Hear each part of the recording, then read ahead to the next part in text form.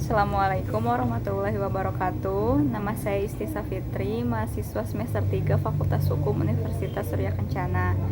Pada video kali ini saya akan mereview materi pertemuan ke-10 mata kuliah Hukum Pidana Lanjutan yang telah disampaikan oleh Profesor Dr. Hajah Heni Nuraini SHMH dan asisten dosen Dr. M. Rendi Aridayandi SHMH. Residif untuk tindak pidana dapat berlaku untuk kejahatan maupun untuk pelanggaran, yaitu 1. Residif kejahatan.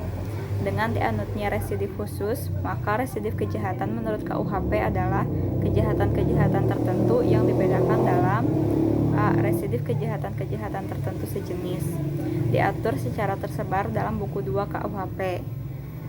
Dalam residif kejahatan sejenis, hanya ada 11 jenis kejahatan yang merupakan alasan pemberatan pidana. Syarat-syarat residif adalah 1. Kejahatan yang diulang harus sama atau sejenis dengan kejahatan terdahulu. 2. Antara kejahatan yang terdahulu dan kejahatan yang diulangi harus sudah ada keputusan hakim yang berupa pemidanaan yang mempunyai kekuatan hukum yang pasti dan tetap. 3. Pelaku kejahatan dalam menjalankan kejahatannya harus merupakan pencaharian atau khusus untuk pasal 216, 303 bis, dan 393 syarat itu tidak ada. 4. Pengulangannya dilakukan dalam tenggang waktu tertentu yang disebut untuk pasal-pasal A. 2 tahun sejak adanya keputusan hakim yang pasti atau tetap. B. 5 tahun sejak adanya keputusan hakim yang pasti atau tetap. Tidak mungkin ada residif apabila 1. Keputusan hakim tidak berupa pemidanaan, melainkan pembebasan dari segala tuntutan dan pelepasan dari segala tuntutan. 2. Keputusan atau vonis hakim masih dapat berubah dengan adanya upaya-upaya hukum yang berlaku, misalnya banding atau kasasi.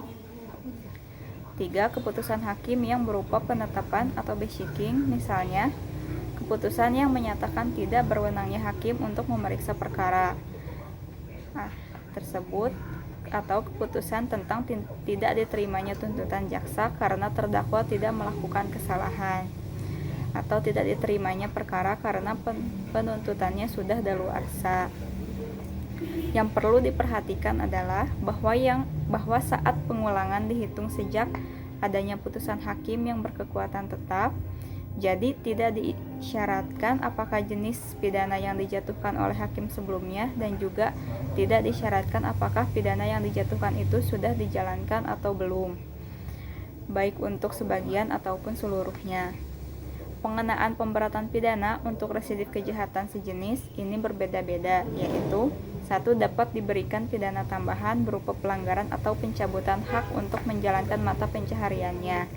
2. Pidananya dapat ditambah sepertiga khusus pasal 216. 3.